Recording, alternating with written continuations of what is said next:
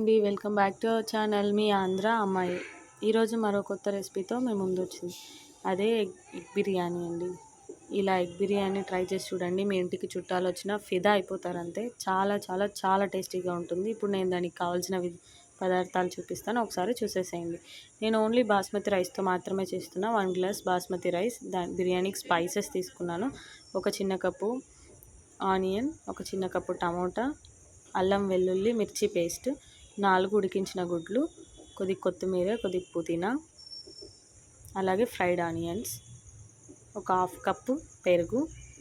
ఇప్పుడు ఒక గిన్నె తీసుకొని నేను 1 లీటర్ వాటర్ వేసుకున్నానండి. ఆ వాటర్ వేడెక్కాక నేను సైడ్కి చూపిస్తున్నా చూడండి, కావాల్సిన పదార్థాలు మెన్షన్ చేశాను, అవన్నీ దాంట్లో వేసుకోవాలండి. అవి కొద్దిగా వేడెక్కాక మనం తగినంత రాళ్ళు ఉప్పు వేసుకోవాలి. నైస్ ఉప్పు వేసుకోకూడదు, రాళ్ళు ఉప్పు వేసుకుంటే టేస్ట్ చాలా బాగుంటుంది.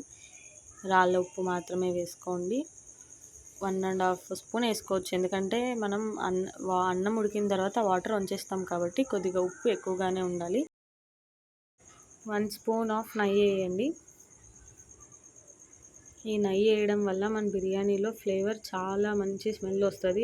మనం బాస్మతి రైస్ 1 గ్లాస్ తీసుకున్నాం కదండి, అది ఒక హాఫ్ అన్ అవర్ మనం బాగా కడిగి నానబెట్టుకోవాలి. ఆ నానబెట్టుకున్న బాస్మతి రైస్ని మరలే నీళ్ళలోకి వేయాలి.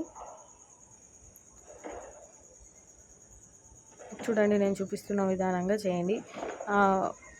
బాస్మతి రైస్ని ఒక్కసారి మాత్రం అలా కలిదిప్పేసేసి వదిలేయండి. ఎక్కువసార్లు కలిదిప్పామనుకోండి ఆ బాస్మతి రైస్ అనేవి బ్రేక్ అయిపోతాయి.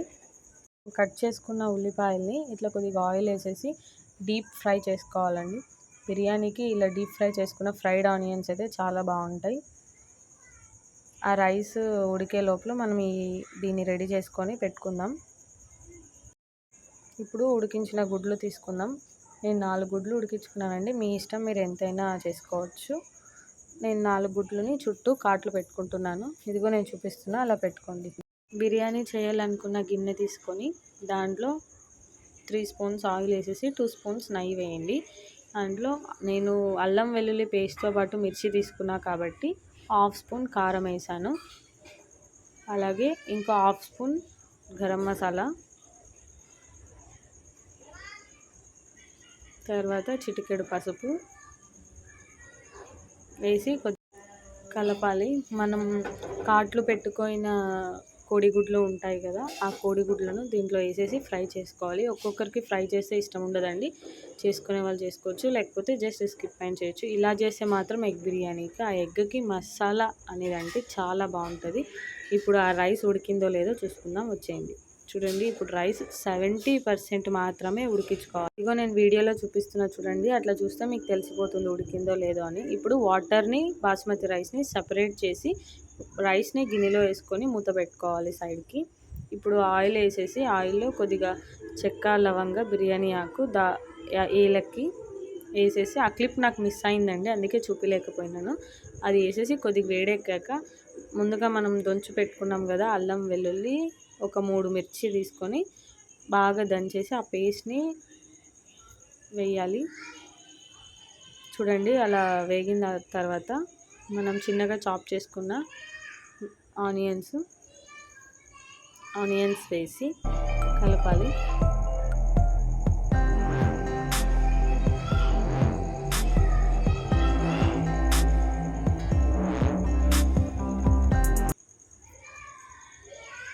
ఇదిగోండి, ఆనియన్స్ వేగాయి. అలాగే 1 కప్ టమోటా, మీకు ఇష్టం ఉంటే ఇట్లా చిన్నగా చాప్ చేసుకోవచ్చు, లేకపోతే చాపర్లో మంచిగా చిన్నగా చాప్ చేసి జ్యూసీలాగా వేసుకోవచ్చు. టమాటో జ్యూసీగా ఉంటే చాలా బాగుంటుంది ఈ బిర్యానీకి. చిటికెడు పసుపు వేసి, హాఫ్ కారం వేయాలి.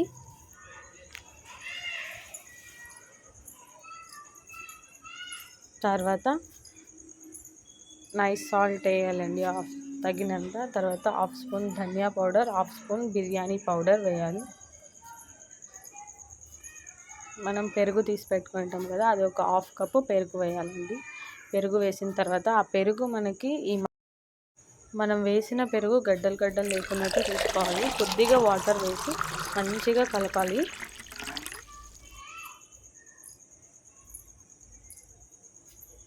ఈ వాటర్ అంతా కుక్ అయిపోయి సగం నూనె పైకి తేలేంత వరకు మనం కొద్దిగా ఒక 5 మినిట్స్ అలాగే ఇచ్చేసి మనం ఫ్రై చేసుకున్న ఈ ఎగ్స్ వేసి బాగా మిక్స్ చేయాలి. ఇప్పుడు ఇంకా కొద్దిగా గ్రేవీ 4 గుడ్లు సపరేట్ చేసుకోవాలండి. ఇప్పుడు గుడ్లు మాత్రం దాంట్లో ఒకటి కూడా ఉంచుకోకున్నట్టు జస్ట్ కొద్ది కర్రీ మాత్రమే ఉంచేసి గుడ్లు ఎగ్స్ అనేవి సపరేట్ చేయాలి. తర్వాత ఆ గ్రేవీలోకి 1 లేయర్ వరకు బాస్మతి రైస్ని స్ప్రెడ్ చేయండి మంచిగా. ఇలా చేస్తే బిర్యానీ చాలా బాగుంటుందండి. అలా 1 లేయర్ స్ప్రెడ్ చేశాక ఫ్రైడ్ ఆనియన్స్ వేసి కొత్తిమీర, పుదీనా కొంచెం కొంచెం ఫుల్ దానికి టోటల్ పట్టేలా వేసేసి తర్వాత కొంతమంది కలర్స్ వేస్తారు, కొంతమంది కలర్స్ వెయ్యరు, వాడరు. అలాంటి వాళ్ళు కొద్దిగా పాల్లోకి ఒక చిటికెడు పసుపు వేసి మిక్స్ చేసేసి వేయండి. అది కూడా మనకి హోమ్ మేడ్ కలర్ అనుకోవచ్చు. తర్వాత నెక్స్ట్ లేయర్ రైస్ వేసి దానిపైన కూడా same as it is fried onions, కొద్దిగా కొత్తిమీర, పుదీనా వేసేసి మంచిగా దానిపైన గార్నిష్ చేసుకోవాలండి. ఇలా నేను చూపిస్తున్నాను చూడ అలా విధంగా గార్నిష్ చేసుకొని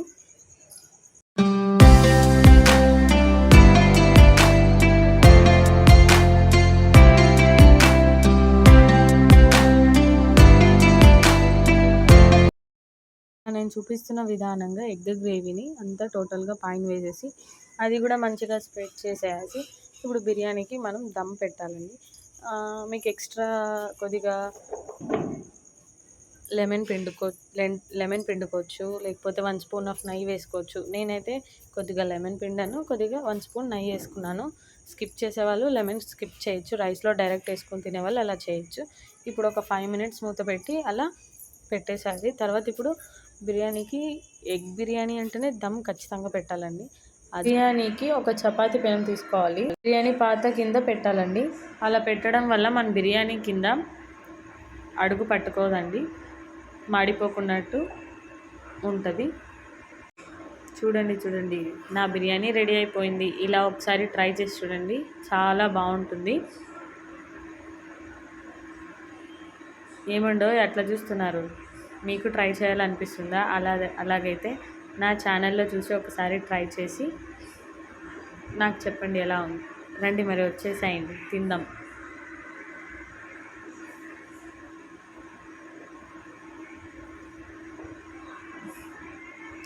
నా ఛానల్ని సబ్స్క్రైబ్ చేయండి, లైక్ చేయండి, షేర్ చేయండి. ఇంకొకసారి మంచి వంటతో మీ ముందు ఉంటుంది మీ ఆంధ్ర అమ్మాయి. Thank you for watching. Bye bye.